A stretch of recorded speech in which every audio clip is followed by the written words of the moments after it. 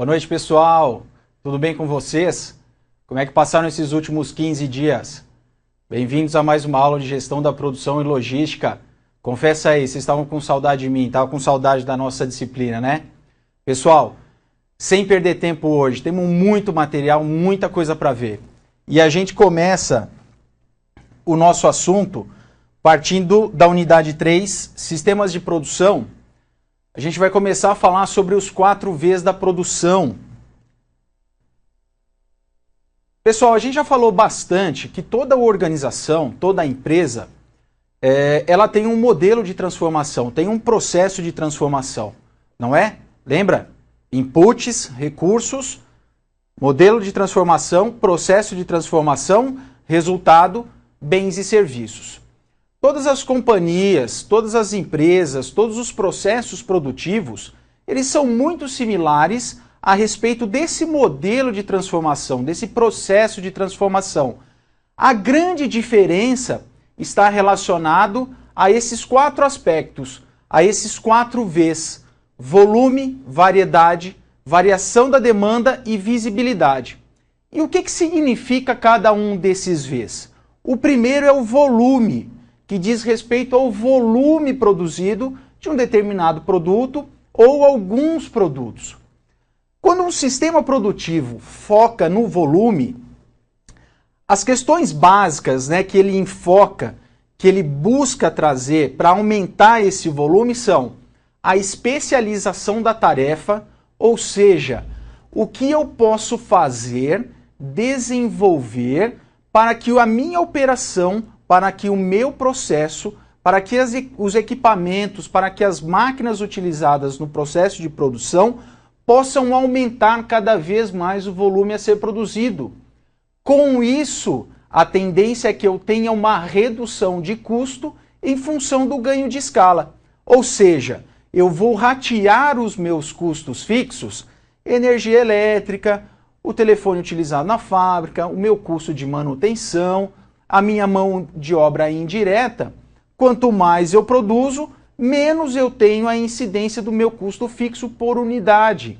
Então, a grande característica do volume está na especialização da tarefa e na busca da redução do custo com o aumento do volume produzido. Ok? Quando eu falo em mão de obra, eu posso gerar até uma certa desmotivação com relação aos meus colaboradores. Por quê? Excesso de movimentos repetitivos, movimentos simples, para quê? Para reduzir o tempo de produção e aumentar esse volume. Ao mesmo tempo, com a redução de custo que eu consigo, nesse aumento do volume, eu posso oferecer uma melhor qualidade de vida para o meu colaborador. Ok, pessoal? Tranquilo com relação a volume? Segundo V. Aqui tem umas figuras do volume. Vamos voltar aqui. Calma, Marco. Aqui, ó. Refinaria, usina hidrelétrica. Olha a quantidade de carro aqui no pedágio, pessoal. Multiplica por desconto aí, quanto que não tem. Esses são exemplos de processos produtivos, tanto de bens e serviços, com alto índice de volume. O segundo V diz respeito da variedade, ou seja, trata da variedade de opções de produtos que são oferecidos aos meus consumidores. E estes consumidores, eles podem estar dispostos a pagar mais por esta variedade.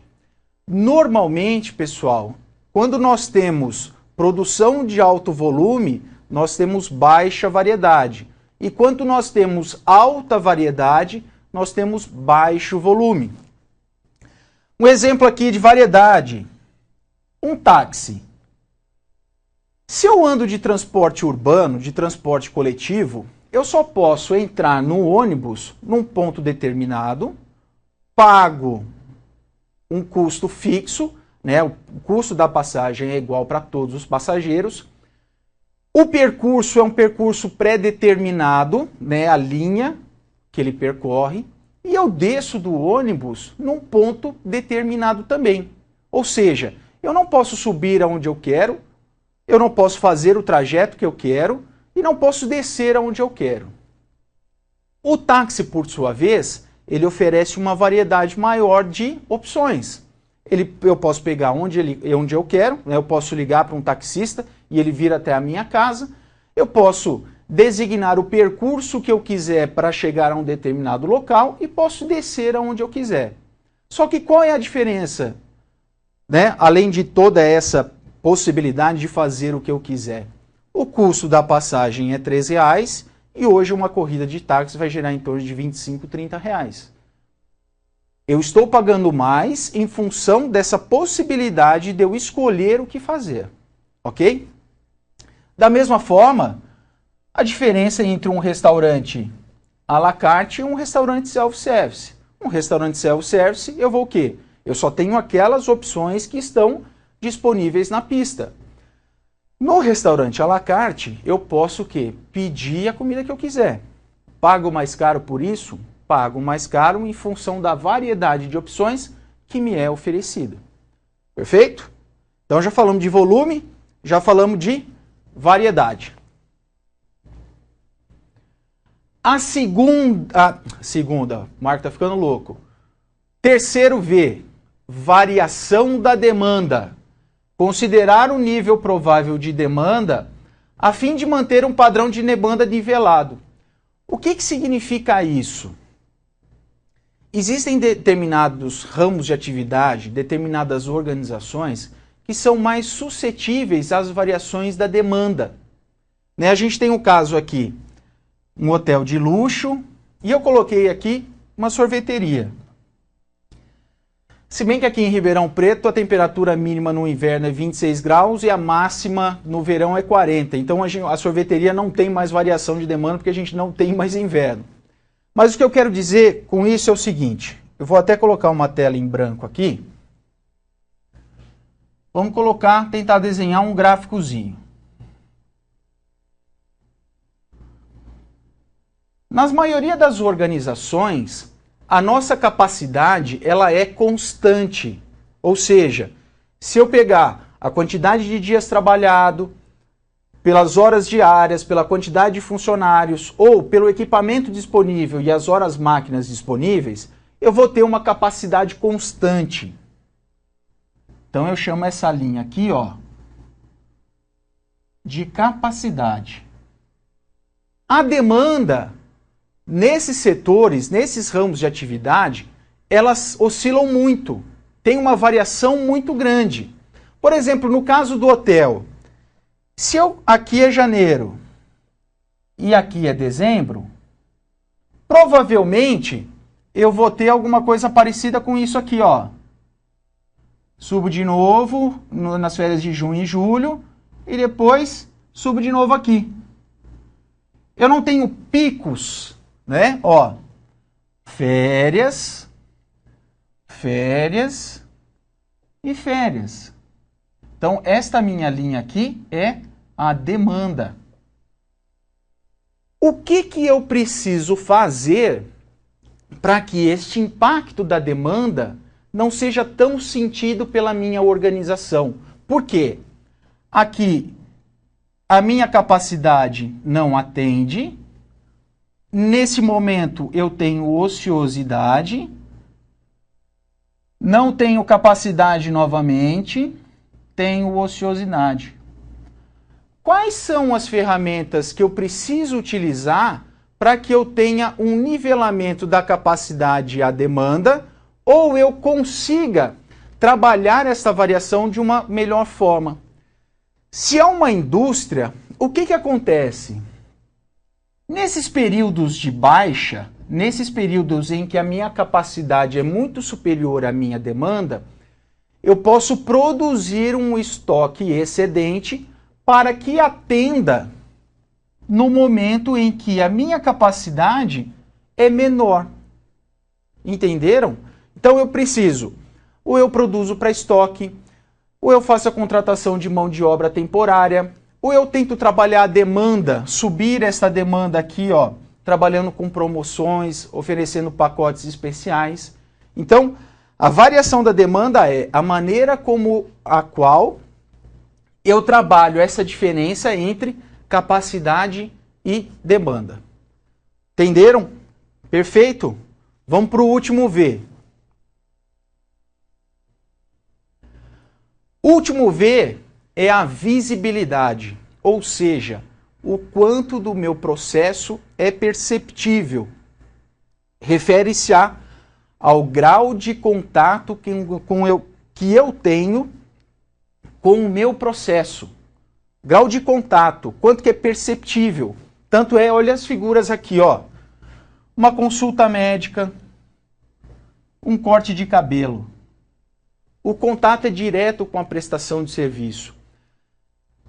Em manufatura, quando eu estou produzindo bens, a visibilidade é quase zero. Por quê? Eu não tenho contato com o processo produtivo do bem, do produto. Por exemplo, eu não tenho contato com o processo produtivo desta caneta aqui. Temos? Não. Então, visibilidade muito baixa. Principalmente na prestação de serviços, quando a gente está falando na produção de serviços, o grau de visibilidade é muito alto. Ok? Perfeito? 4 Vs da produção. Quais são os 4 Vs da produção? Volume, variedade, variação da demanda e visibilidade. Perfeito? Entenderam? Qualquer dúvida, ó, o professor Ricardo está lá a postos, os dedos quentes para mandar uma pergunta para cá. Fechado? Pessoal, aí, professor aqui muito bacana, né? Preparou esse slide aqui para vocês terem um resuminho relacionado aos 4 Vs da produção, ó. Volume, variedade, variação da demanda e visibilidade. Se o volume é alto, se o volume é baixo, se a variedade é baixa, se a variedade é alta, se a variação da demanda é baixa, se a variação da demanda é alta, se a visibilidade é baixa, se a visibilidade é alta. Resuminho, para facilitar o estudo de vocês, cada quadradinho aí tem as características dos Vs da produção. Perfeito? Não vamos perder muito tempo nesse quadro aqui, porque a gente já falou tudo isso. Isso aqui é só um resuminho para facilitar o estudo de vocês. Aqui é só um comparativo, né? Por exemplo, se eu tenho um hotel sofisticado, um hotel de luxo e um hotel econômico, né? Eu estou fazendo um comparativo de duas situações no mesmo ramo de atividade. O hotel econômico tende a ter um volume alto, uma variedade baixa, uma variação da demanda baixa e uma visibilidade dos serviços prestados baixa também. Já o hotel sofisticado, ele tende a ter um volume de pessoas baixo, uma variedade de opções de serviços alta, uma variação da demanda alta, porque normalmente esse hotel de luxo vai trabalhar em períodos, né, alto volume nos períodos de férias, e eu tenho a visibilidade alta também. Eu tenho um alto grau de contato com o serviço que está sendo prestado. Alguma dúvida? Continuando então. Pessoal, esses 4 Vs, volume, variedade, variação da demanda e visibilidade, vão influenciar diretamente o sistema produtivo utilizado pela organização, o sistema de produção que vai ser utilizado pela minha organização. Né? Lembra que a gente falou que a gente vai estudar também os efeitos que esses 4 Vs da produção, né? Esses efeitos que agem sobre esses sistemas produtivos. No nosso contexto, a gente dividiu os sistemas de produção em 3 grandes blocos. O sistema de produção contínuo, o intermitente ou lote e o sob encomenda. Se a gente for analisar os aspectos de alto volume e baixa variedade, contínuo, alto volume. Numa tendência para o sob encomenda é alta variedade. Contínuo, alto volume, baixa variedade. Sob encomenda, alta variedade e baixo volume. Mas vamos falar um pouquinho mais sobre esses sistemas de produção. Quais são as características do sistema de produção contínua? Bom, pelo próprio nome, já diz o quê? Eu tenho um fluxo contínuo, utilizado por processos de fabricação que exigem um volume de produção muito alto. Se eu tenho um volume de produção muito alto, eu estou falando às vezes de apenas um produto ou poucos produtos. O planejamento de produção no sistema contínuo, porque ele é de alto volume, eu tenho o quê? Uma preparação maior, eu tenho um tempo de planejamento maior, que vai me permitir, através desse planejamento, um mapeamento melhor de tudo que eu preciso, de todos os recursos. Por quê? Esse mesmo produto ou esses poucos produtos que serão produzidos nesse fluxo contínuo serão produzidos numa escala de tempo muito grande. Uma das características também do sistema de produção contínuo é a sua linearidade, ou seja, os equipamentos são dispostos de forma linear e o meu produto vai passando por estes postos de trabalho. Quem utiliza o sistema de produção contínua? A indústria automobilística, a indústria da linha branca, né, que fabrica fogões, geladeiras, máquinas de lavar, ok? Então, por ser um processo de produção contínua, alto volume, baixa variedade, ele me permite também o quê? Traçar planejamentos contingenciais que previnem o meu processo produtivo de alguma parada, por uma quebra de equipamento ou pela falta de algum recurso. Eu posso dividir também esse sistema de produção em contínuo puro, onde eu tenho a produção de apenas um produto, e a contínua em massa, onde eu tenho a produção de poucos produtos. Ok? Previsão de despesas e investimentos, né, em função do longo prazo de planejamento, facilita as ações corretivas, sucesso vinculado ao detalhamento, né, porque eu tenho tempo, né, para planejar a produção neste tipo de situação.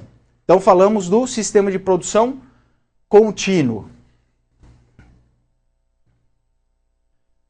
O sistema de produção em lotes ou intermitente, eu até vou desenhar uma fábricazinha aqui para vocês. Hoje eu estou gastando lápis, hein, pessoal? Quais são as características do meu sistema de produção em lotes?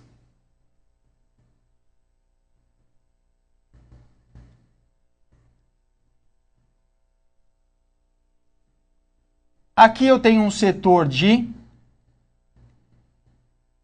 usinagem 1, usinagem 2, um setor de montagem, um setor de pintura, um setor de embalagem. A primeira característica do sistema de produção em lotes é o seguinte: eu já tenho uma organização, né, da minha fábrica, eu já procuro agrupar os setores com a similaridade dos equipamentos. Então, no setor de usinagem, eu tenho equipamentos de usinagem, eu tenho aqui equipamentos que são utilizados na usinagem 2, aqui eu tenho equipamentos ou mão de obra para montagem, pintura e embalagem. Nesse tipo de sistema de produção, o planejamento da produção tem que ser, ele é muito exigido, ele tem que ser muito eficiente. Por quê? Como o nome diz, eu vou fabricar pequenos lotes ou lotes de vários produtos. Então, um exemplo, na indústria moveleira, eu vou fabricar um lote de camas, eu inicio a produção das camas. Quando este lote passar por esse primeiro processo aqui da usinagem, quando ele estiver entrando aqui na usinagem 2, eu posso colocar um segundo lote de produtos. Eu vou colocar um outro lote, agora de criados. Uma particularidade também do sistema de produção em lotes é o seguinte: acabaram de ser produzidas as camas, eu preciso o quê? Reconfigurar as minhas máquinas. Lembra o tempo de setup? Tempo de setup é isso, tempo de configuração. Ou seja, eu preciso configurar os meus equipamentos para não fabricar mais camas, mas agora fabricar criados. Ou seja, os mesmos equipamentos conseguem produzir diferentes tipos de produtos. Perfeito? Outra característica, eu tenho simultaneidade. Por quê? Em um determinado momento eu posso estar aqui embalando camas, pintando criados, montando cômodas, usinando bicamas e aqui entrando prateleiras. Simultaneamente, eu estou fabricando cinco tipos de produtos diferentes. Vai me exigir um planejamento muito mais detalhado, muito mais eficiente, muito mais preciso, porque eu não posso perder tempo nesta transição, né? Eu não posso ter gap entre a usinagem 1 para a usinagem 2, de um lote para outro. Vai me exigir uma maior área para armazenagem de matéria-prima e para armazenagem de produtos acabados.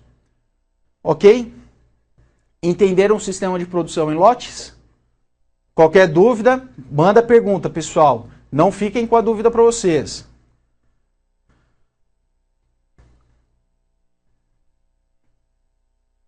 Por último, a gente tem o sistema de produção sob encomenda.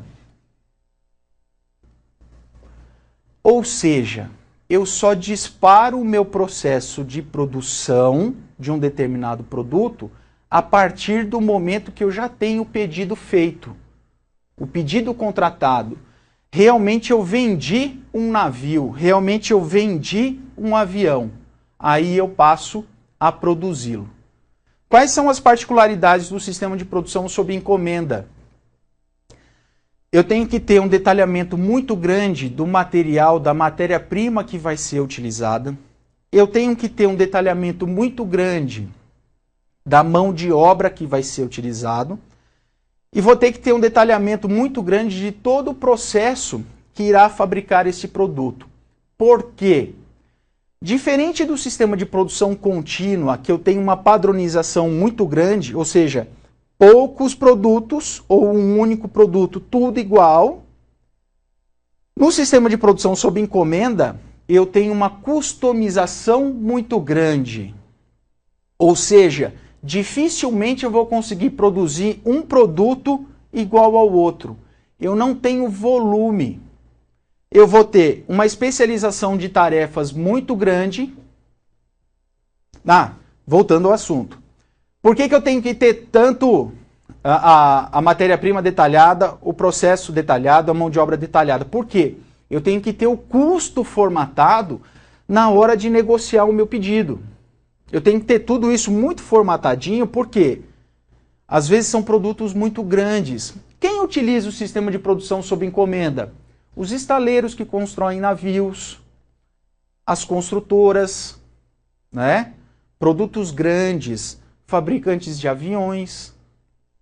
Entenderam, pessoal? Então eu tenho particularidades que às vezes eu tenho que desenvolver uma especialidade na mão de obra ou desenvolver um ferramental em função de alguma característica que o meu cliente adicionou àquele produto, que já fez com que ele não fosse igual ao último que eu produzi. Por isso que eu só vou produzir depois que eu vendo. Eu não tenho como prever a demanda destes produtos. Perfeito? Alguma dúvida?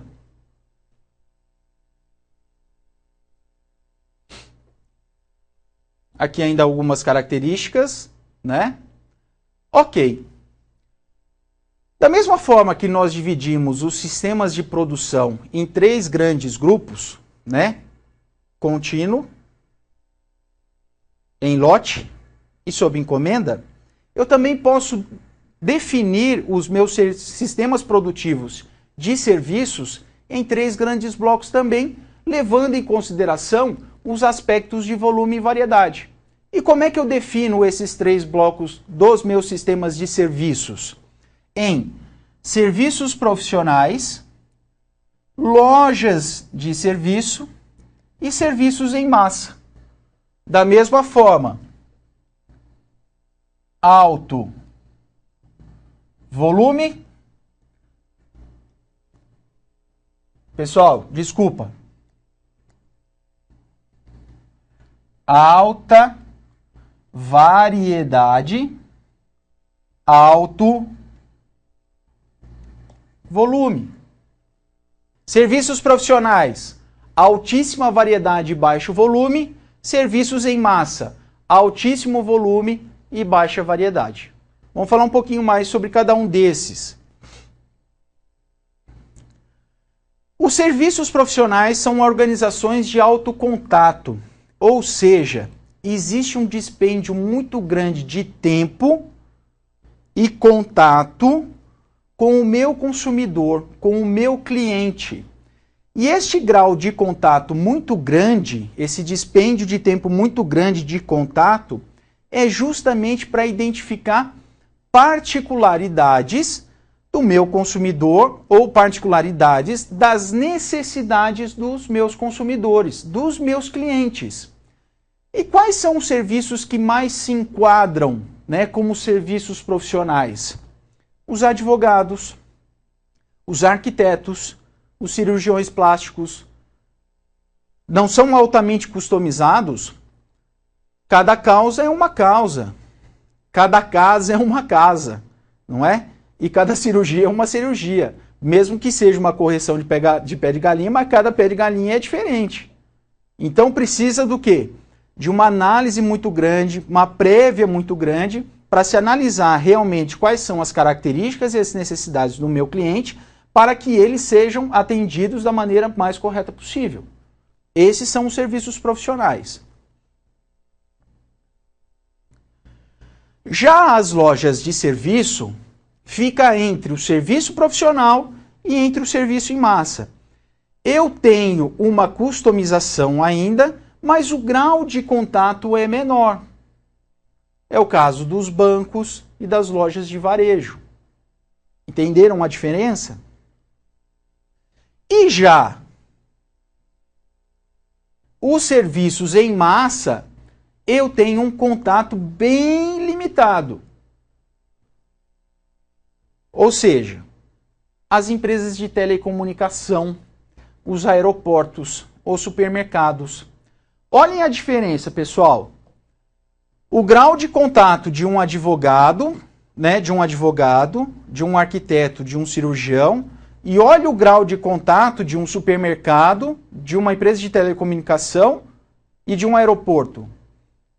Aqui altamente customizado, aqui altamente voltado para as necessidades dos clientes e aqui em massa. Ou seja, eu atendo às necessidades coletivas. Eu não tenho a preocupação da individualização do serviço, da individualização do levantamento da característica, da necessidade de cada um dos clientes e cada um dos consumidores. Entenderam a diferença, então? Os 3 tipos de sistema de produção de bens: contínuo, lote e massa. 3 tipos de sistema de produção em serviços: profissional, lojas de serviço e massa. Quase que escapou. Profissional, lojas de serviço em massa. Perfeito, pessoal? Tranquilo? Então tá bom.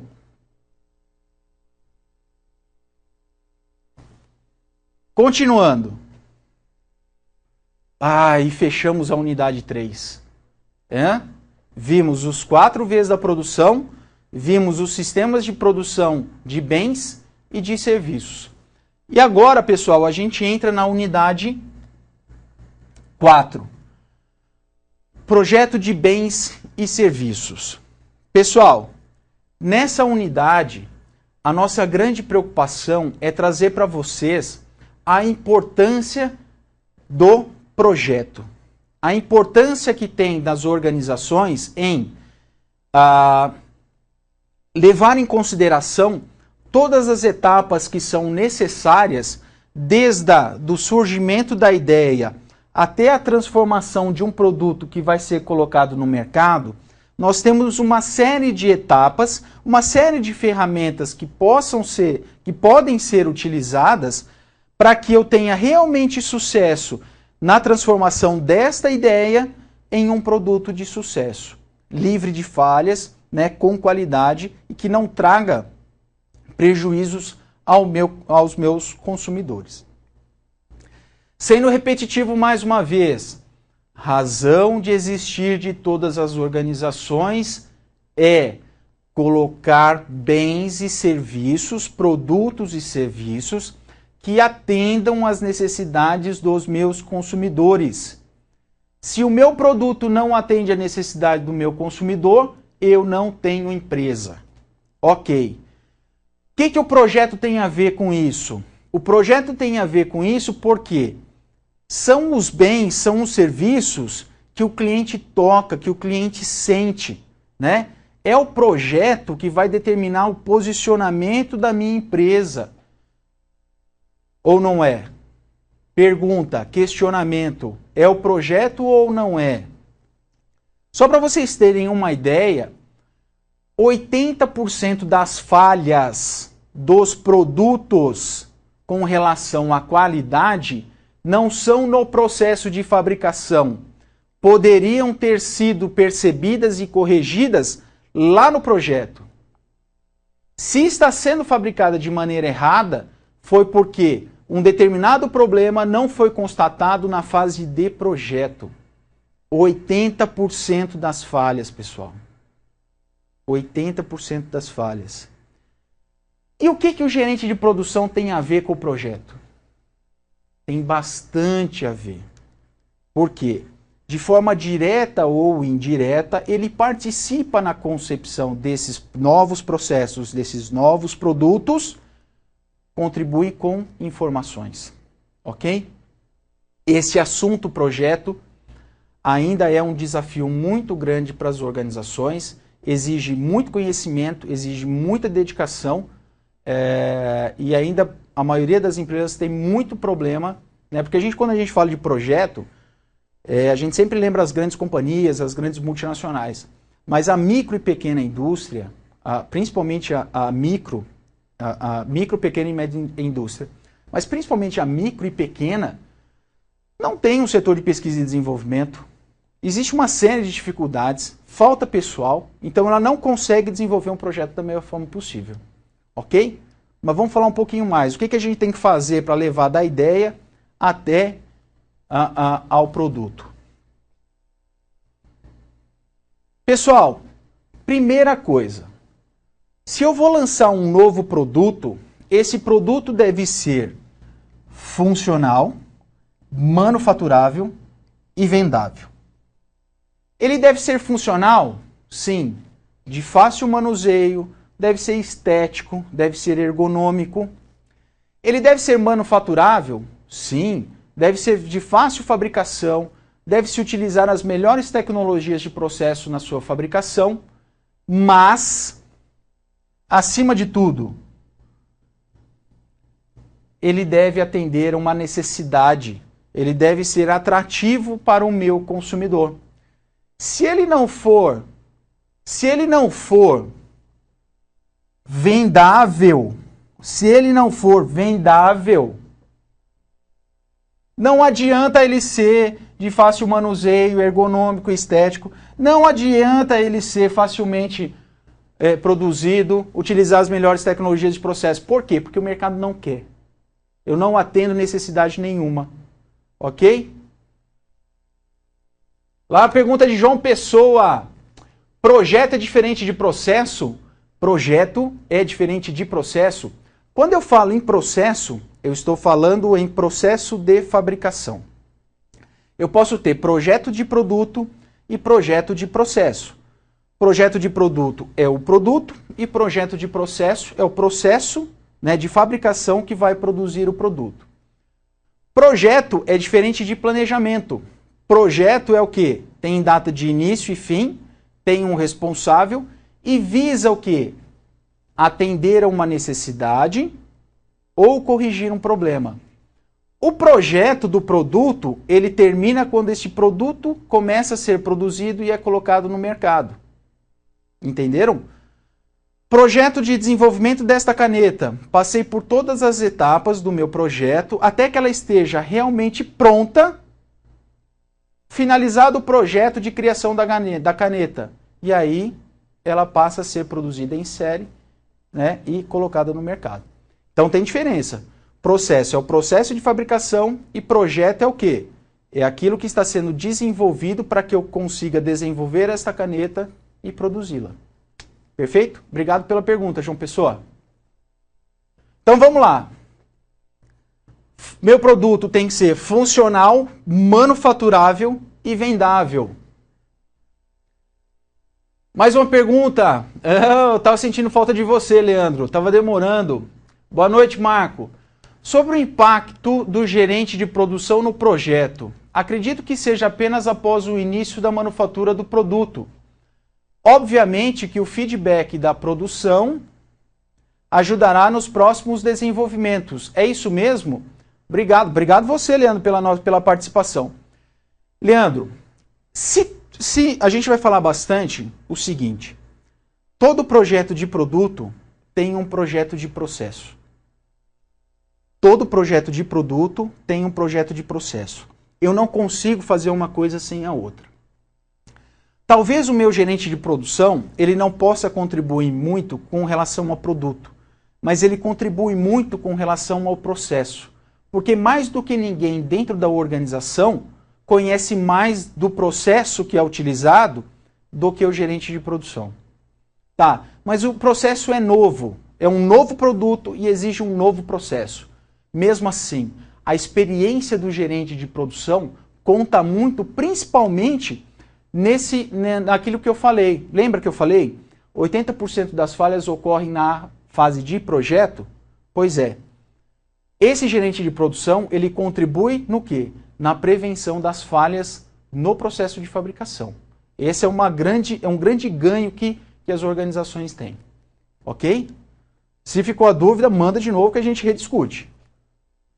Espera aí. Será que eu passei aqui?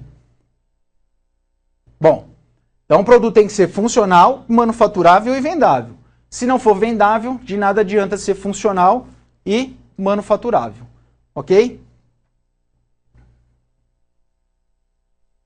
Ok. Então, todas as atividades do projeto envolvem satisfazer as necessidades dos clientes, tanto em produto quanto em processo, e começa com um conceito e termina na especificação de algo que possa ser produzido. Primeiro de tudo, eu tenho uma ideia. Essa ideia eu preciso transformar num conceito. Desse conceito eu preciso transformar num projeto. E esse projeto eu transformo num produto. Pensaram que fosse fácil. Ó, ideia para conceito, conceito para projeto, projeto para produto. Vamos ver como é que funciona esse negócio. Antes de tudo, a gente falou que o produto ele precisa ser funcional, manufaturável e vendável.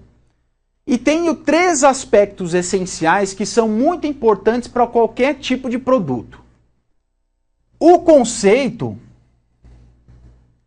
é o conjunto de benefícios. Vamos falar de um restaurante. O conceito é o quê?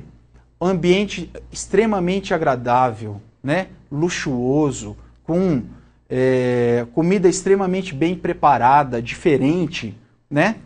Esse é o conceito. Estou lançando algo diferente. Um pacote de produtos e serviços.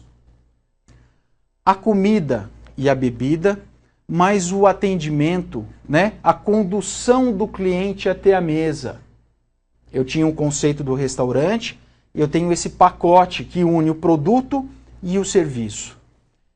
E o processo é tudo aquilo que viabiliza o conceito e o pacote. O processo é tudo que viabiliza o pacote e o conceito. Ou seja, todas as atividades inerentes à prestação do serviço e à construção do prato, desde o treinamento do garçom, a aquisição dos materiais, a fabricação do prato, a confecção do cardápio, a disposição das mesas, constitui o processo. Se eu estou falando de uma produção de um bem, de um produto, o processo nada mais é do que o seu processo de fabricação. Um conceito, uma máquina de lavar com uma textura diferente, com uma programação exclusiva. O pacote de produtos e serviços, a própria máquina, o serviço de atendimento ao consumidor, o serviço de instalação, a assistência técnica. E o processo?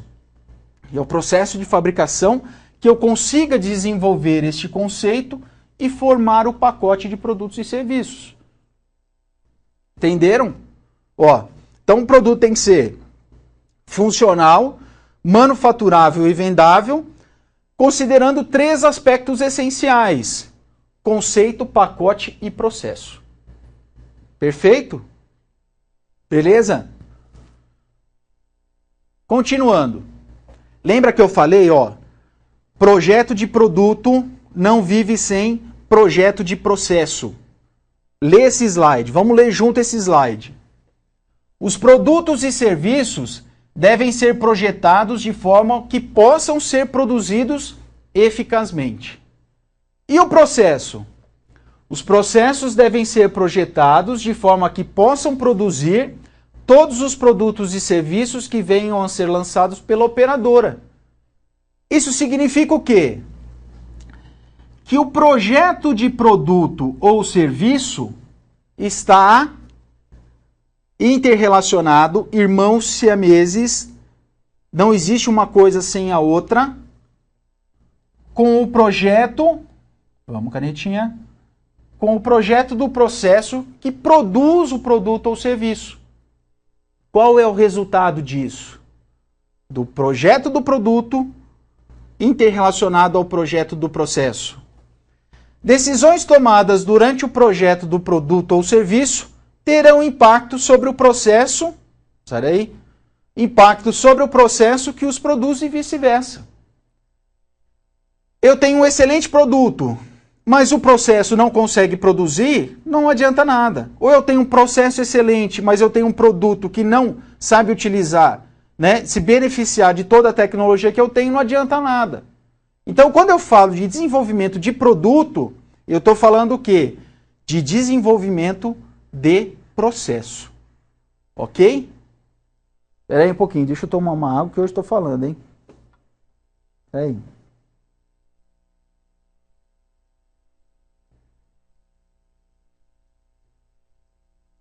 Beleza, pessoal? Continuando. Para a geração do conceito, essa figurinha aqui é só algumas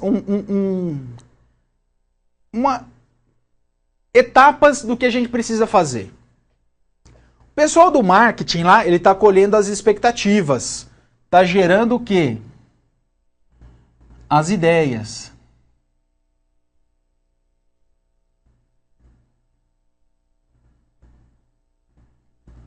Ideias. Ideias não tem mais acento, Marco.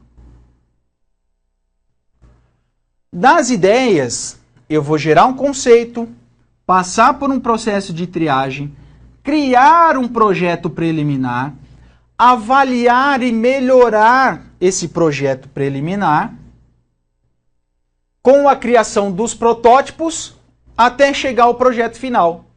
Com o projeto final, eu vou ter um produto com os 3 aspectos essenciais. Quais são os 3 aspectos essenciais? O conceito, o pacote e o processo. Ideia, geração do conceito, triagem, projeto preliminar, avaliação e melhoria, prototipagem, projeto final, que vai o quê? Resultar em um produto que tenha conceito, pacote e processo. Beleza?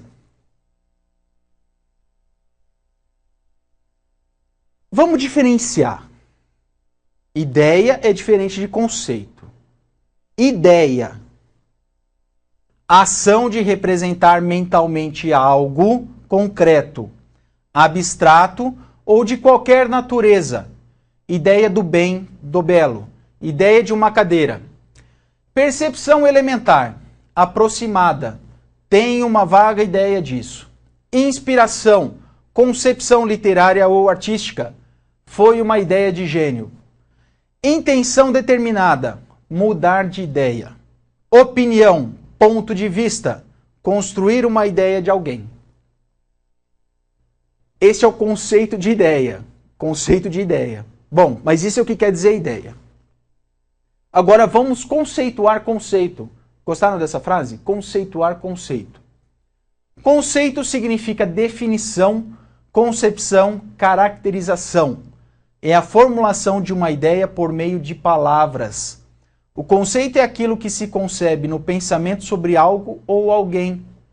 É a forma de pensar sobre algo, consistindo em um tipo de apreciação através de uma opinião manifesta, por exemplo, quando forma-se um bom ou um mau conceito de alguém. Só para a gente saber exatamente o que é ideia, o que é conceito, o que é uma coisa, o que é outra coisa. Tá? Mas eu tenho que sair da ideia para o conceito, para o projeto e para o produto. Ok? As ideias vêm de todas as formas possíveis, né? Vem chovendo ideia aqui. Elas podem vir de fontes internas, através da análise das necessidades dos consumidores, sugestões do pessoal de contato com os clientes, ideias de pesquisa e desenvolvimento.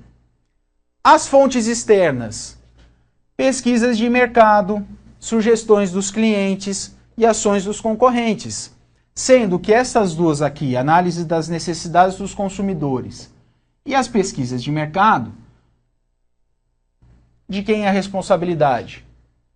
Do professor Ricardo, que é do marketing. Beleza? Tá. Outra coisa que eu tenho que definir. Quando eu saio da ideia e vou para o conceito, eu tenho que definir a forma, a função, o propósito e os benefícios. A forma do produto, que forma que ele vai ter? A função, qual é a sua funcionalidade? Como ele funciona? O propósito, para que ele serve? Quais são as necessidades que ele vai abranger? E os benefícios? Quais são os benefícios que o meu cliente vai ter em usar o meu produto? Então, ó, olha quanta coisa um produto deve ter. Ele deve ser funcional, manufaturável e vendável, deve ter aspectos de conceito, pacote e processo, e eu tenho que definir a forma, a função, o propósito e os benefícios. Só isso. Fácil, fácil. Por isso que existe tanto problema de desenvolvimento de produtos na pequena e média indústria. Por quê? Falta conhecimento, falta equipamento, falta pessoas.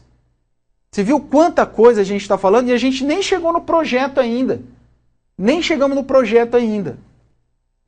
Aqui, pessoal, tem dois exemplos, férias de aventura e um telefone barato, que tem essas 4 características aqui.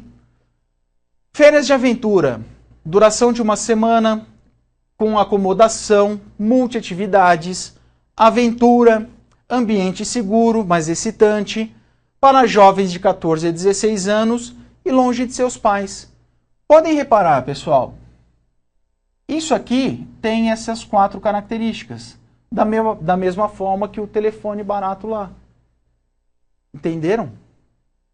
Então, da ideia para o conceito, eu vou levantar a forma, a função, o propósito e os benefícios do meu produto. Beleza? Dúvidas? Mandem as perguntas aí. Só 2 perguntas até agora. Tá todo mundo entendendo? Que beleza! Pessoal, por incrível que pareça, isto aqui representa um funil.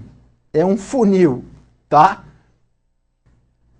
Que, ao longo de um determinado tempo, eu vou receber conceitos que vão chegar a um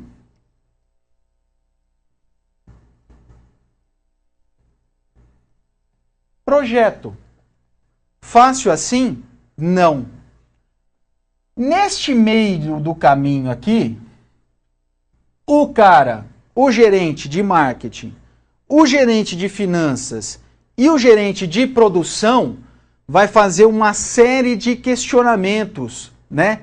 Que nas obras literárias eles falam assim, vão crivar, né?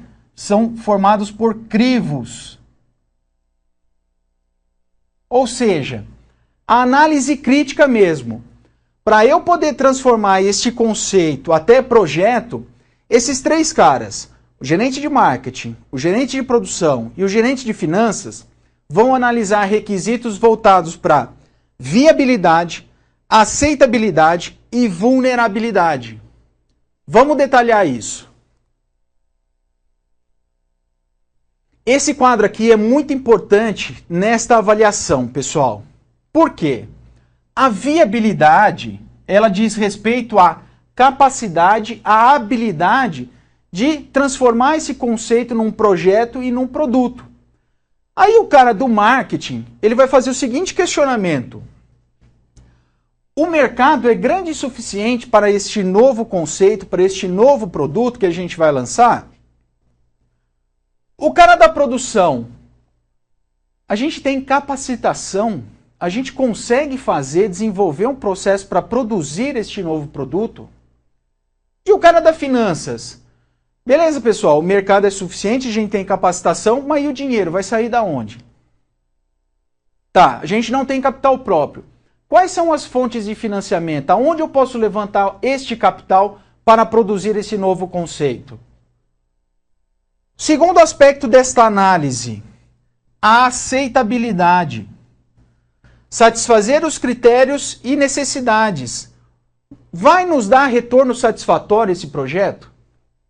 O cara do marketing. Quanto do mercado a gente pode abocanhar, a gente pode ganhar lançando esse novo produto? O cara da produção. Quanto que a gente vai ter que organizar as nossas atividades para produzir? O que eu vou ter que fazer internamente para eu poder produzir esse novo produto? E o cara da finanças? Pô, assim, beleza, a gente tem mercado, a gente tem capacitação, eu levantei o dinheiro, mas a gente vai ganhar quanto? Qual vai ser o retorno sobre o investimento? Falamos da viabilidade e falamos da aceitabilidade. A vulnerabilidade.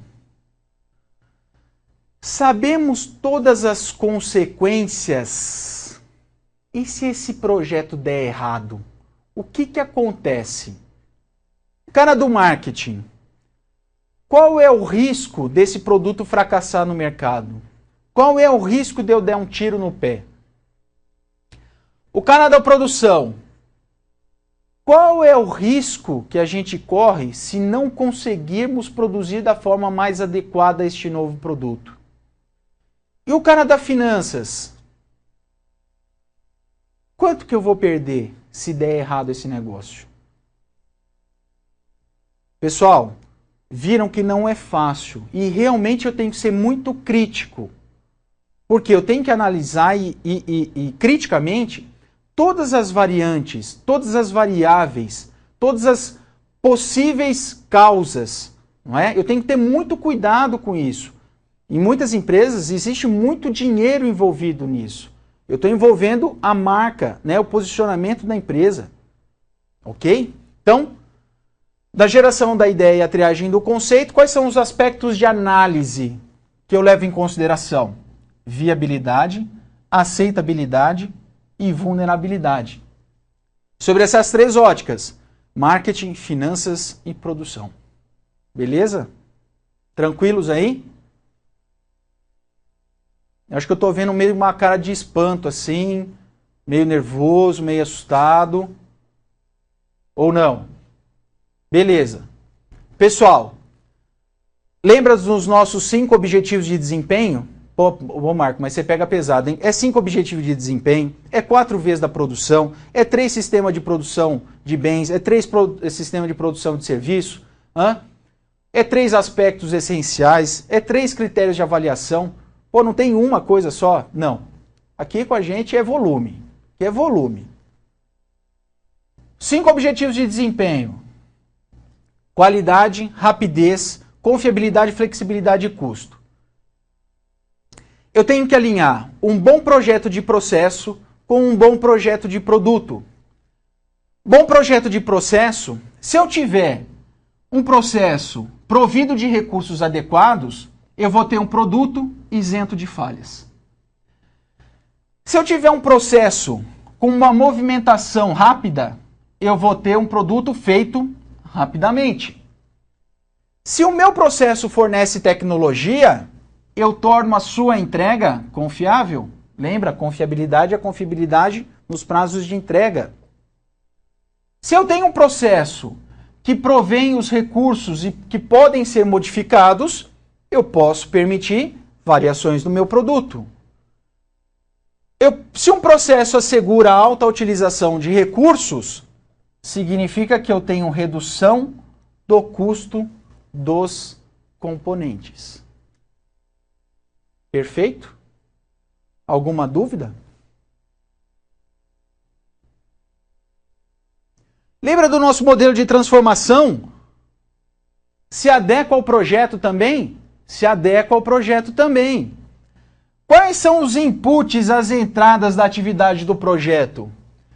Quais são os recursos a serem transformados no projeto? Informações técnicas, informações de marketing, informações de tempo.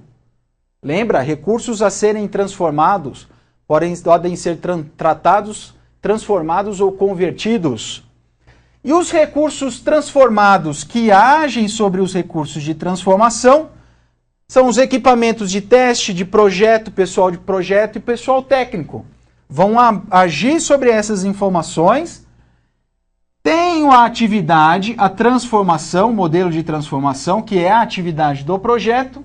E qual é o resultado desse projeto? Se ele for bem executado. Um projeto acabado com alta qualidade, produzido com rapidez, que será entregue com confiabilidade, produzido com flexibilidade, a um baixo custo. Só isso. Simples assim. Beleza? Lembra que eu falei? Processo de transformação e modelo de transformação eu uso para tudo na vida. Tá? Tá aqui mais um exemplo. Atividade do projeto.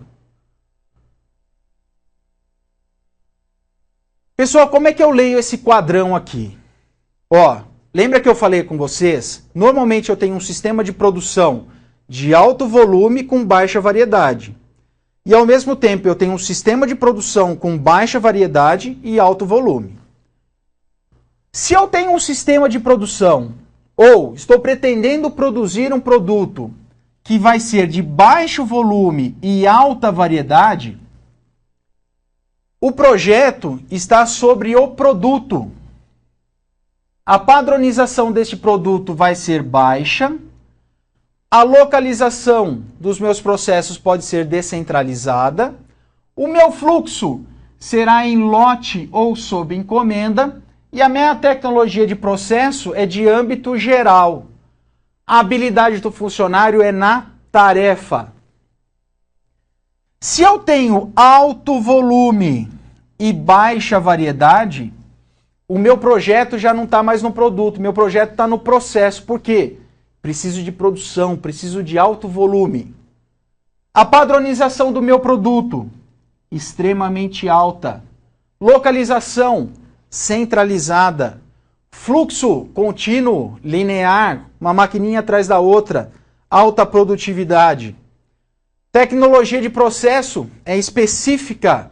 Lembra a especificação de ferramentas, especificação da padronização para aumentar a velocidade de produção cada vez mais. E a habilidade do funcionário está no sistema de produção. Beleza? Ok. Saí da ideia, já tenho o conceito. Do conceito eu preciso gerar o meu projeto. A primeira coisa que eu tenho que fazer é, já tenho o conceito, já sei o que eu preciso produzir. Beleza? Beleza. Vou definir todos os seus componentes e materiais que serão utilizados na produção deste novo produto, deste novo bem. E eu faço essa especificação utilizando a estrutura de produto, ou mais comumente chamada e conhecida nas empresas, nos processos de fabricação, como árvore de produto. A árvore de produto é o quê? É a representação gráfica de todos os componentes e todos os materiais que formam um determinado produto. Lembra que eu falei? Uma das grandes dificuldades das organizações é montar essas árvores de produto, ter essas estruturas de forma fiel, apontadas corretamente, com todos os materiais, com as quantidades corretas. Aqui a gente tem um exemplozinho bem simples. Um ventilador é formado por 2 motores, uma grade e 2 suportes. Os 2 motores, cada um dos motores tem um eixo e tem um enrolamento. Entenderam? Então, por exemplo, se eu for fabricar 10 ventiladores, vão ser necessários 20 motores, 20 eixos e 20 enrolamentos. Então, eu especifiquei, eu consigo visualizar através dessa árvore todos os componentes e todos os materiais que são utilizados para fabricar este ventilador. Ok? Beleza. Se eu tenho esta estrutura, eu vou transformar esta estrutura em uma lista de materiais.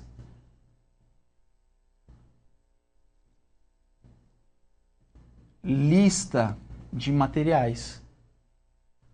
O ventilador, que é formado por, olha lá, ó, 2 motores. Cada motor tem um eixo e um enrolamento. O ventilador também é formado por uma grade e 2 suportes. Olha que interessante aqui, pessoal.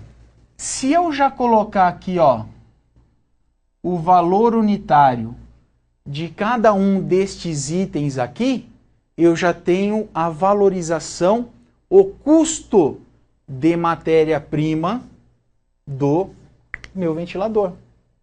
Olha que legal. Já tenho a primeira informação, custo de material, que vai ser extremamente importante para eu que formar o custo total do meu produto e depois, em função do valor de venda do mercado, ver qual é o resultado, quanto que ele vai me trazer. Então, da estrutura, eu gero a lista.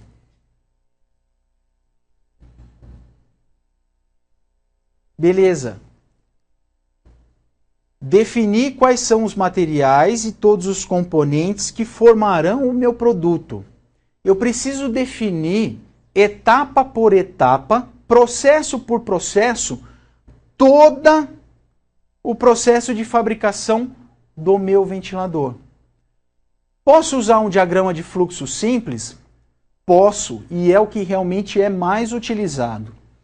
Através do diagrama de fluxo simples, professor, mas esse produto ainda não foi colocado para produzir, tá? Mas é através do diagrama que você vai fazer o detalhamento. Olha, eu vou começar na operação tal, vai fazer tal coisa, depois tal coisa, depois tal coisa, depois tal coisa, tal coisa, tal coisa, tal coisa, vou embalar e vou vender. Eu preciso de toda esta definição e já vou estimando os tempos que vão decorrer cada operação, cada fase e cada processo. Lembra que eu falei com a gente, a primeira pergunta que eu fiz para vocês, qual era a maior dificuldade das empresas em colocar e implementar o módulo de produção? Porque não tem a estrutura de materiais e não tem o mapeamento do processo. Eu preciso, essa informação é fundamental, principalmente para eu depois determinar as minhas capacidades, fazer o planejamento da minha capacidade, fazer o planejamento dos meus materiais. As duas informações são básicas. A estrutura do material e o processo de fabricação, todo mapeado com os seus tempos respectivos. Tá? Perfeito? Deixa eu só acertar a setinha aqui. Aê, Marco. Beleza. Da árvore de produto, eu não criei uma lista de materiais? Da árvore de produto, eu gerei uma lista de materiais. Do meu fluxo de processo, eu gero uma folha de roteiro. Essa folha de roteiro nada mais é do que a descrição de todas as operações, a descrição de todo o caminho que o meu produto vai fazer dentro do processo produtivo, até com a utilização das ferramentas. Olha aqui, exemplo. Montar fones de ouvido, utilizar o gabarito tal. Depois, fixar na parte inferior, usar o gabarito tal. Inserir e fixar o fio, usar o alicate para desencapar. E pessoal, a gente está falando isso ainda na fase do projeto. Isso daqui ainda não começou a ser produzido. Já vão pensando aí. A nossa primeira interatividade daqui a pouco está chegando. Como é que vocês acham? Existe interação entre as áreas das organizações no desenvolvimento dos produtos? Na opinião de vocês, as empresas seguem todas essas etapas para o desenvolvimento de novos produtos e processos? Vão pensando aí, eu quero muita participação hoje, hein? Demorou a interatividade, mas eu quero todo mundo participando. Vão pensando aí nessa questão. Então, pessoal, da estrutura, eu gero a lista de materiais. Do diagrama de fluxo do processo, eu gero a minha folha de roteiro. Perfeito? Beleza. Esse aqui também é outro diagrama de fluxo de processo, né? Só muda a forma como é colocada. Tem o processo, movimentação, inspeção e estocagem. Não é o nosso foco. Aqui é outra forma também de medir o fluxo, né? De analisar o fluxo. Né? Seleção, ponto de partida, tempo de resposta, ponto de impacto, prestação de serviço, ponto de partida, prestação de serviço. No caso aqui do atendimento médico a um paciente, mas se tiver o fluxo, o diagrama de fluxo simples, já está ótimo. Já está ótimo. Tá? 90% das empresas não tem. Não tem. Já tiver um mapeamento feito bonitinho, com a estimativa de tempo, já está perfeito, pessoal. Já está ótimo. Tá? Pessoal, todo projeto começa no cliente e termina no cliente. O cliente, o marketing, levanta as expectativas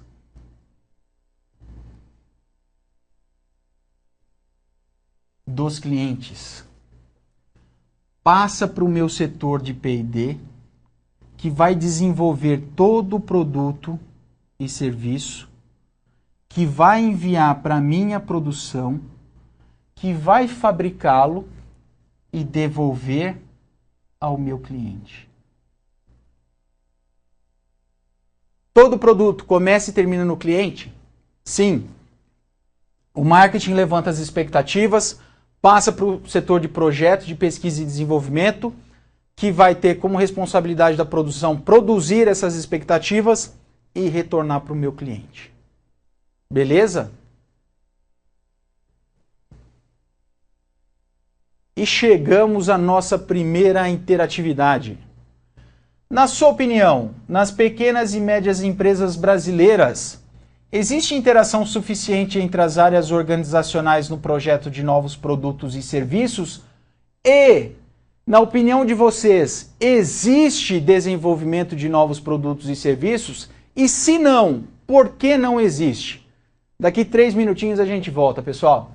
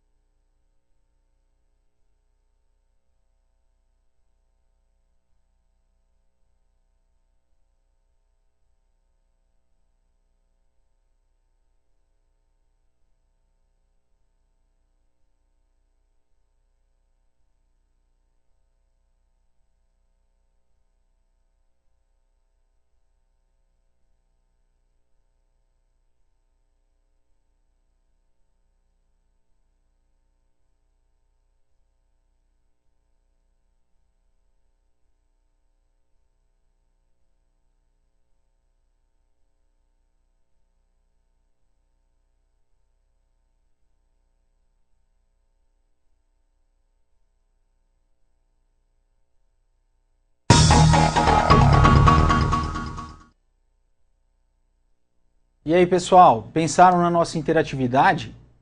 Já tem as questões, as respostas? Já tem a primeira aqui, do aluno Josimar, lá de Paranapanema. Josimar, boa noite, obrigado pela participação. Ele relata que a integração é muito pequena em função das estruturas. Vamos ver se tem mais participações. São Luís, boa noite, pessoal de São Luís. Não, porque geralmente essa interação fica concentrada nos stakeholders. Boa noite, Adriano, obrigado pela participação. Pessoal do Paraíso, lá de São Paulo, obrigado. Boa noite, professor. Boa noite, pessoal. Vivian e grupo respondem: não, pois se houvesse a devida interação, não ocorreria tanto turnover nas áreas de processos de gestão de RH. Boa resposta, pessoal. Obrigado pela participação. Pessoal de Santo André, boa noite, pessoal de Santo André. Os alunos do Polo de Santo André estão dizendo que, em médias empresas, algumas vezes sim, e em pequenas empresas, muitas vezes nem tem todos os departamentos necessários para fazer uma análise efetiva do mercado e desenvolver produtos competitivos. Boa, muito boa. Acho que foram só essas, pô. Tava esperando mais, pessoal. Só uma interatividade, já são 8h16 já. Muito pouco, hein? Desanimador, desanimador, decepcionado. Pessoal, o que eu vejo muito nas pequenas e na micro, pequena e média empresa é a falta do setor de uma área de pesquisa e desenvolvimento. Ah, tem mais uma aqui, ó. São José dos Campos, os alunos respondem: a interação deve existir até mesmo para avaliar um orçamento para início de pesquisa para desenvolvimento de um novo produto. Obrigado pela participação, pessoal lá de São José. Ó, Leandro, estava sentindo sua falta, pensei que não fosse participar. Leandro lá de Jundiaí. O pessoal comentou que existe muita resistência entre os departamentos. Apesar das normas de gestão, ISO, mesmo assim falta comunicação adequada. Falta mesmo, pessoal. Beleza, ó, tá aumentando, hein? Valeu a chamada. Obrigado por todas as participações, fico muito feliz. Mas como eu estava dizendo, micro, pequena e média indústria não tem área de pesquisa e desenvolvimento. Normalmente não existe interação entre as áreas. O processo que ocorre quando vai desenvolver um novo produto é o quê? A criação de um desenho, já se coloca para produzir e coloca à venda.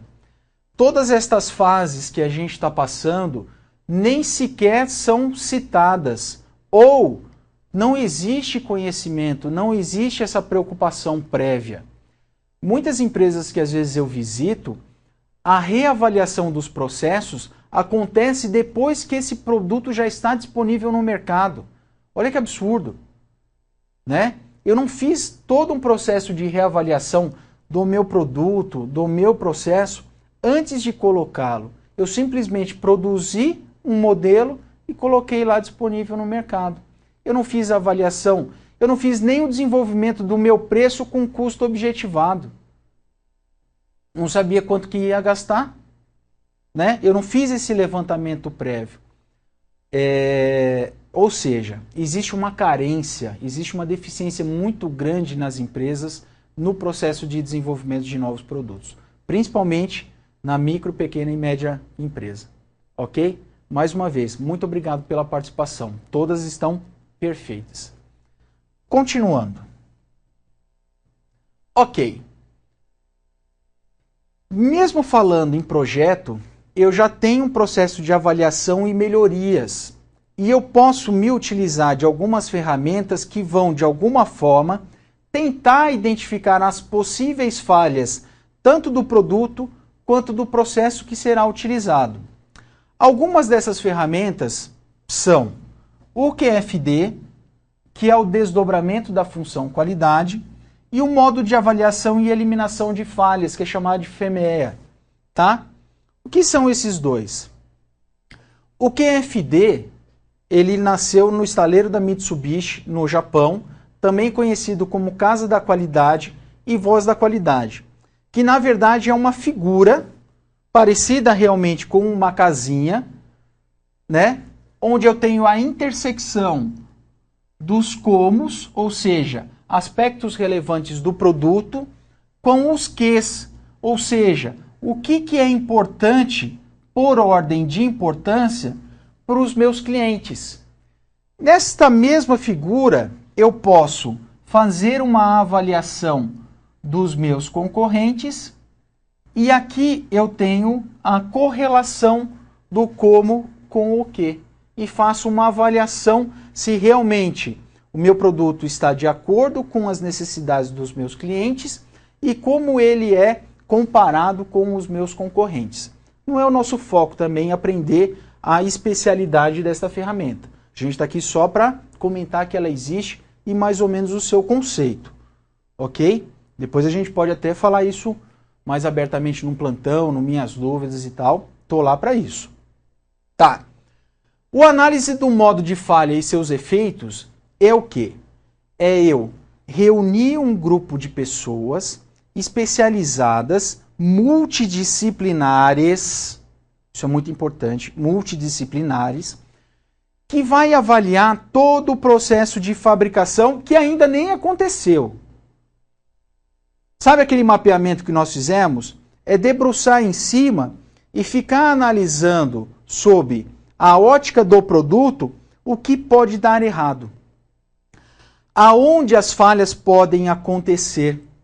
E, se acontecerem essas falhas, o que eu posso corrigir no meu processo ou posso corrigir no meu produto para que estas falhas não ocorram.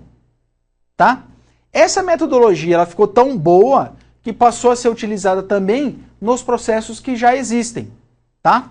Então, o FEMEA identifica, analisa e documenta todas as falhas e possíveis defeitos com a finalidade de reconhecer e avaliar todas as consequências dessas falhas, identificar ações corretivas e fazer a documentação destas ações, né? Fica documentado. Ó, se acontecer tal falha, o que eu faço? Ó, é só pegar o documento lá que já tem a descrição de tudo o que você precisa fazer para corrigir aquela falha. Beleza? Tranquilo? Ok. Depois que eu fiz essa avaliação com o QFD, fiz a avaliação, né, do modo de falhas e tal, eu vou criar um protótipo. O protótipo precisa ser uma cópia fiel do produto? Não. Ele pode ser de uma forma reduzida. Hoje, pessoal, a gente já tem uma realidade que é as impressoras 3D. Né? A impressora 3D já cria um protótipo, já cria o formato de um produto que eu já consigo fazer uma avaliação prévia da estética, da forma, da funcionalidade, não é? Eu tenho os softwares CAD. Eu já visitei, já conheci a indústria plástica, né, que fabrica balde, rodinho e tal.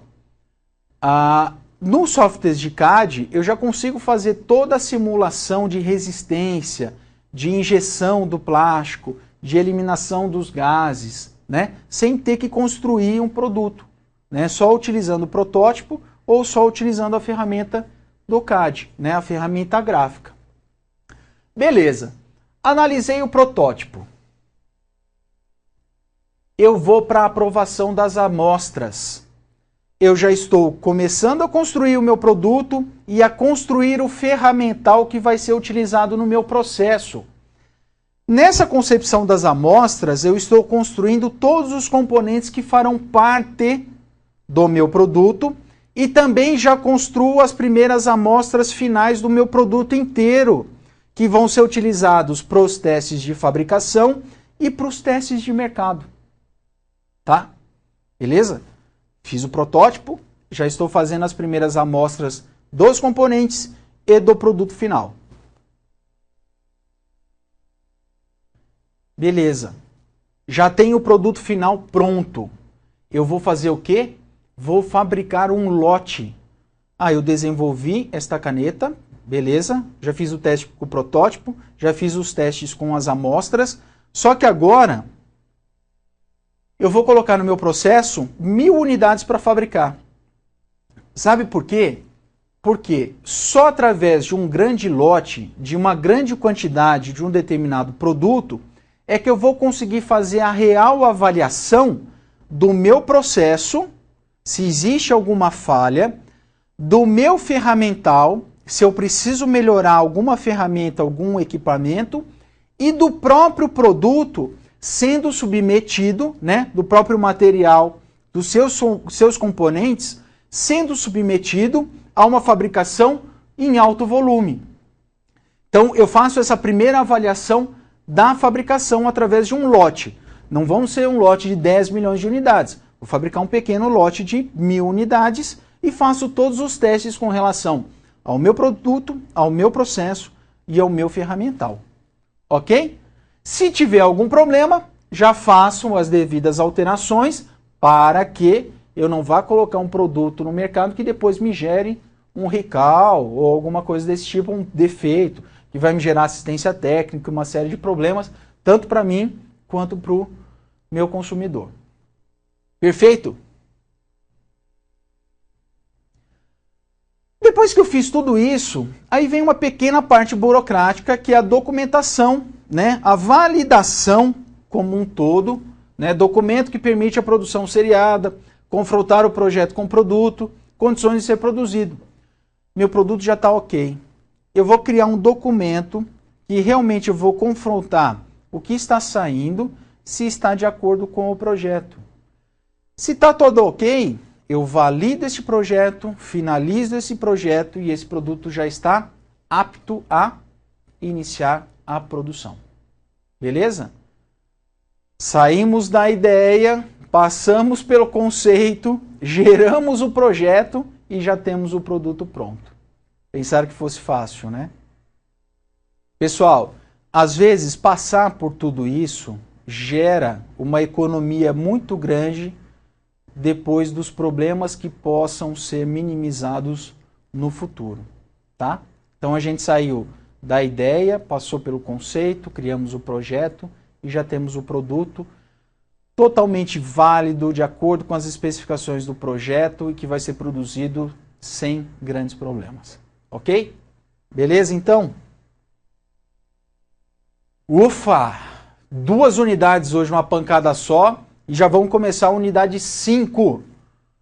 Projeto de métodos, processos e arranjo físico. Então, a gente falou o que a gente tem que fazer para sair do início da ideia, do conceito, passar para o projeto e chegar no produto. Tá, e depois que eu coloquei o produto no mercado? Beleza, né? Só aqui, ganhar dinheiro, produzir? Não. A avaliação dos processos não para nunca. Nunca. Por quê? Porque o maior objetivo da minha companhia é atender às necessidades dos meus clientes. E a forma com que eu gerencio todos os meus processos afetam diretamente a minha produtividade. Pessoal lá de Curitiba, do Dom Bosco. Boa noite, pessoal de Curitiba. Obrigado pela participação. Professor, depois do primeiro lote de avaliação do produto, não deveria ocorrer o teste de campo do mesmo? Lá, a gente falou lá na avaliação das amostras. O teste de campo com o mercado está lá na fase da avaliação das amostras. Ok, Hamilton? Obrigado pela participação. Pessoal, então, quais são as decisões que eu tomo com relação a processo?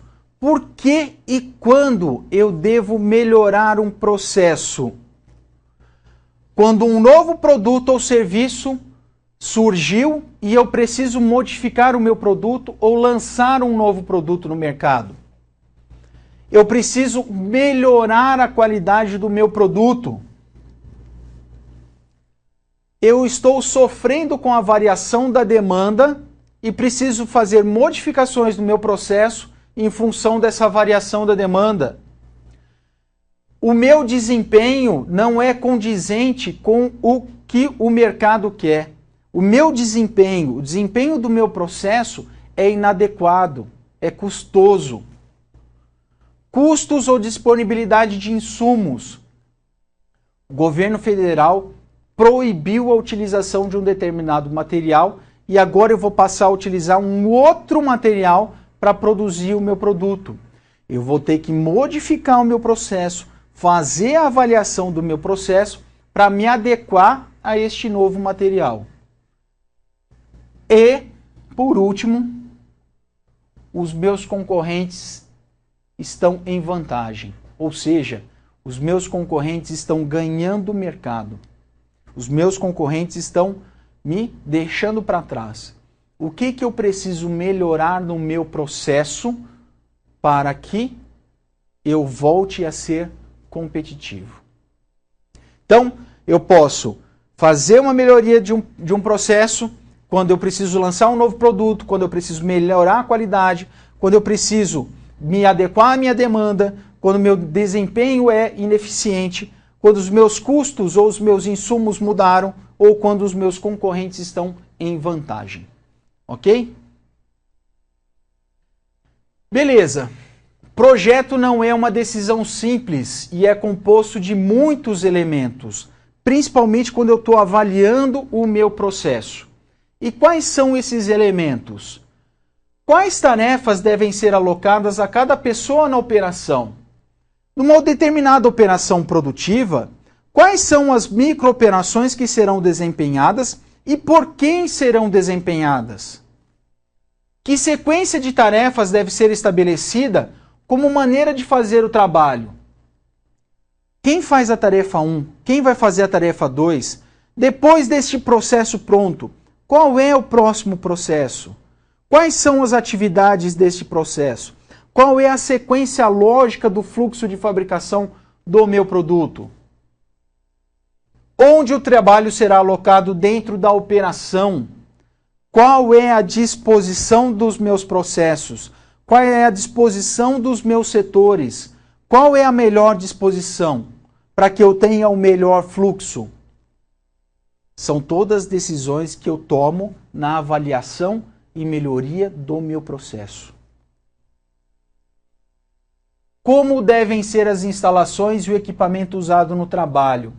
Em 90% das operações produtivas, vai haver a interação entre o ser humano e o equipamento. Como facilitar essa interação? Como melhorar essa interação? Que condições ambientais devem ser estabelecidas no local de trabalho? Aspectos ambientais, aspectos de ruído, aspectos de temperatura, de luminosidade. Quanta autonomia haverá no trabalho? Qual é a autonomia do meu colaborador de tomar decisões relacionadas ao seu trabalho, à sua operação, à sua função? Que habilidades precisam ser desenvolvidas no pessoal? O que eu preciso desenvolver nos meus colaboradores em termos de conhecimento e capacidade para que este processo seja desenvolvido da melhor forma possível? Pensar que fosse fácil. Hã? Dúvidas? Beleza, pessoal. Na análise dos métodos e processos, mais uma vez, uma ferramenta muito valiosa é o diagrama de fluxo simples. Pode ser extremamente utilizado para quê? Para eu visualizar os processos, visualizar etapa por etapa, visualizar se não tem geração de grandes estoques, verificar se não tem retrabalhos, verificar se não tem zigue-zague no meu fluxo, né? Porque eu trabalho o diagrama dentro da planta da minha fábrica, do layout da minha fábrica, e eu faço a visualização de todo o meu processo, tá? Aqui é só mais um exemplozinho do diagrama de fluxo simples, né? Não é.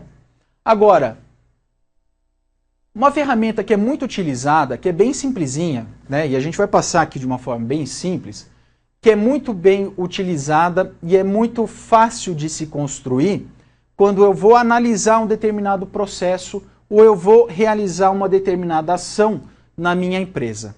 Essa ferramentazinha é chamada de 5W2H. Por que tem esse nome? Porque vem das siglas em inglês do 5W. What, who, where, when e why. Pessoal, meu inglês não é... Ou melhor, o meu inglês é horrível, é péssimo, tá? Então, what, o que? Que ação será executada? Quem irá executar? Quem executará? Quem participará da ação? Onde será executada a ação? Quando a ação será executada? por que a ação está sendo executada? No segundo momento, eu entro com o 2H, o how e o how much. Ou seja, como será executada esta ação e quanto custa para executar esta ação. Bem simplesinho a estrutura, mas deve ser rico no detalhamento de como será feito, ok? Então, por exemplo, eu tenho um problema eu estou visualizando que o custo da minha matéria-prima está se elevando. E eu percebi que o meu volume de produção e nem o meu mix de produção sofreram alterações. Fui fazer uma segunda verificação, o custo unitário da minha matéria-prima também não subiu. Ou seja, o consumo se elevou sem a justificativa do aumento do volume, da variação do mix, ou o volume aumentou financeiro por causa do custo unitário da matéria-prima. Estou tendo um desperdício de matéria-prima. E aí eu utilizo essa ferramenta para estruturar a minha ação. O que vai ser feito? Detectar os problemas que estão levando a um desperdício de matéria-prima. Quem vai participar? Todos os colaboradores do chão de fábrica. Onde será executado? Na fábrica, no setor tal. Quando? No próximo final de semana. Por quê? Porque foi identificada uma elevação de 20% no custo da matéria-prima, sem determinadas justificativas. Como será feito? Uma reavaliação no processo, uma recapacitação de todos os colaboradores que utilizam determinada matéria-prima. Quanto vai custar? Eu vou ter o custo da mão de obra, o custo da hora extra, porque este treinamento será executado no final de semana. Mas com o objetivo de diminuir em 20% o desperdício da matéria-prima. Pessoal, é lógico que não é simplesinho do jeito que eu falei. A gente vai detalhar exatamente, enriquecer tudo isso. Como vai ser feito esse treinamento? Quais são as matérias-primas que foram identificadas o desperdício? Ou seja, eu vou detalhar tudo o que aconteceu e tudo o que será feito para reduzir esse desperdício. Perfeito? É só uma maneira simples da gente estruturar a ação, né? Fazer uma avaliação no processo, uma melhoria do processo. Ok? Pessoal, os processos devem ser reavaliados e analisados sempre que possível, de maneira muito sistemática. Lembra? Coloquei o produto lá para produzir e eu esqueço? Não. Depois de um determinado momento, eu vou lá, elenco um determinado processo. Uma participação do Leandro lá de Jundiaí. Obrigado, Leandro, sempre participativo. Professor Marco, a ferramenta 5W2H é bastante utilizada nas organizações, porém a dificuldade está na execução. Entendo que falta muito follow-up e gerenciamento. Olha, Leandro, você está com a razão. Realmente é uma ferramenta muito simples, mas pouco utilizada. Eu também tenho visto isso nas empresas que eu vou prestar consultoria. Bom, já começa que a maioria das organizações nem planejamento estratégico tem, tá? E essa ferramenta 5W2H é muito utilizada no desenvolvimento do planejamento estratégico, na construção dos planos de ação. E você está coberto de razão, é uma dificuldade muito grande, as pessoas não têm conhecimento e não sabem como estruturar, tá? Perfeita participação. Obrigado mais uma vez, viu, Leandro?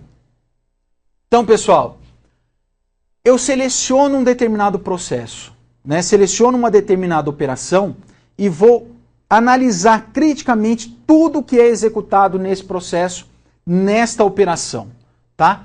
vou registrar todos os fatos relevantes do método que está sendo utilizado.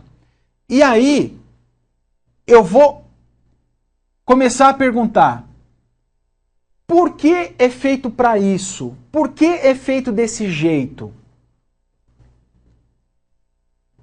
Por que que está sendo feito neste local? Por que não é feito em outro local? Por que segue esta sequência? Por que não podemos fazer de forma diferente? Por que estas pessoas estão executando esta operação? Essas pessoas não poderiam ser mais capacitadas ou ter um treinamento melhor? Por que está se utilizando estes equipamentos? Poderia ser feito de maneira melhor? Ou seja, eu estou analisando o propósito, o local, a sequência, as pessoas e os meios utilizados nessa operação. Eu estou fazendo uma análise crítica da operação, tá? E vou tentar o quê? Buscar um desenvolvimento mais prático possível, mais econômico possível e mais efetivo possível. Verifiquei. Tenho condições de melhorar? Tenho. Desenvolvo, documento essa nova metodologia, essa nova melhoria e faço a implantação. E largo mão? Não. Depois de um determinado tempo eu volto e faço a reavaliação se realmente aquilo que nós reprojetamos está trazendo os benefícios ou não. Se está sendo executado da melhor forma ou não.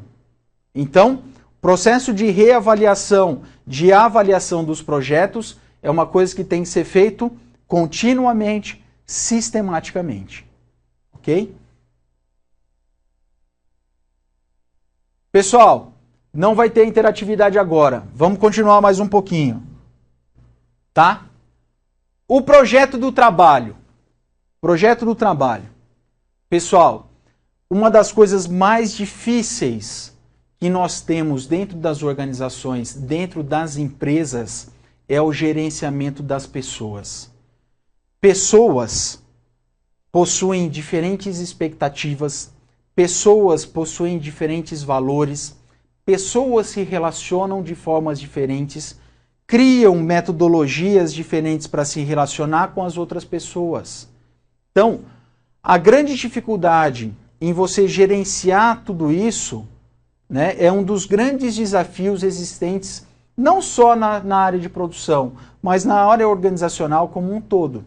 Vocês não concordam comigo? Tá? E quais são os mecanismos, quais são os estudos, né, que a gente vai analisar que facilitam esse entendimento, que possam facilitar esse gerenciamento? A ergonomia, o trabalho em equipe, o empowerment e o trabalho flexível. Trabalhar com pessoas não é um desafio, pessoal? É um desafio muito grande. Muito grande. Na minha opinião, e eu costumo dizer isso para todas as pessoas, as duas coisas mais importantes que uma organização possui: informações e pessoas. Informações eu manipulo da forma que eu quiser. As pessoas, não. E são com certeza o recurso mais importante que uma organização tem. Perfeito? Vamos ver como a gente pode amenizar, né, esse gerenciamento. O primeiro assunto é a ergonomia. A ergonomia trata os aspectos fisiológicos, ou seja, a adequação do meu colaborador com o ambiente e do ambiente com o colaborador. Tá? Dois aspectos fundamentais. O confronto com aspectos físicos, ou seja, como o meu colaborador se confronta, se relaciona, se adequa às instalações, mesas, cadeiras, postos de trabalho. O segundo aspecto, como é realizado, né? Como existe o relacionamento do meu colaborador com as condições ambientais, temperatura, iluminação, ruídos. Então, a ergonomia nada mais é do que um estudo científico que vai analisar o quê? O desempenho desses colaboradores sobre a influência do ambiente. E o que pode gerar? O que pode gerar fadiga? O que pode gerar desgaste? E o que pode gerar danos físicos? A ergonomia trata de tudo isso, ok? E ela leva em consideração o quê? Os aspectos antropométricos, que palavrão, hein, Marco? Aspectos antropométricos, que é o quê? A relação, é o estudo das características físicas do meu colaborador, como peso, altura, comprimento dos braços, comprimento das pernas, e eu tento adequar os postos de trabalho a essas características que os meus colaboradores possuem. Né? Tem estudos que levam em consideração, tá, em função do comprimento dos braços, qual é a distância da mesa, da operação. Leva em consideração os aspectos neurológicos ligados a visão, tato e audição, né? Campo de visão, né? Eu posso fazer esses tipos de estudo. O projeto ergonômico do ambiente. Quais são as características que eu devo levar em consideração para construir um ambiente favorável? A temperatura do trabalho eu devo levar em consideração. Se é muito quente, se é muito frio. Mas às vezes o meu produto tem uma exigência por uma temperatura. E aí, em função desta exigência, como eu posso trabalhar o ambiente ou quais são as condições que eu posso favorecer e melhorar as condições de trabalho para o meu colaborador. Os níveis de iluminação, que também às vezes podem ser exigidos pelo meu produto.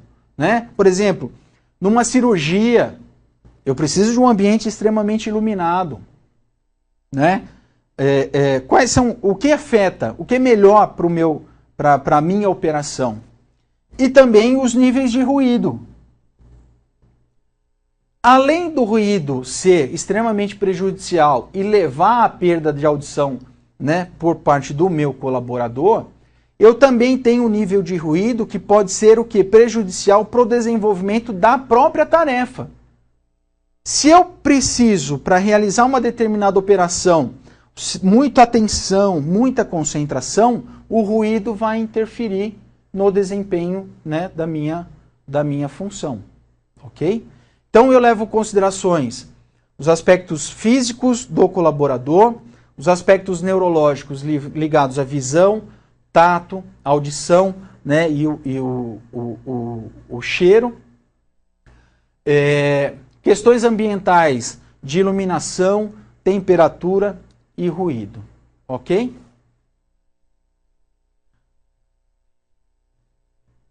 Fechado, pessoal?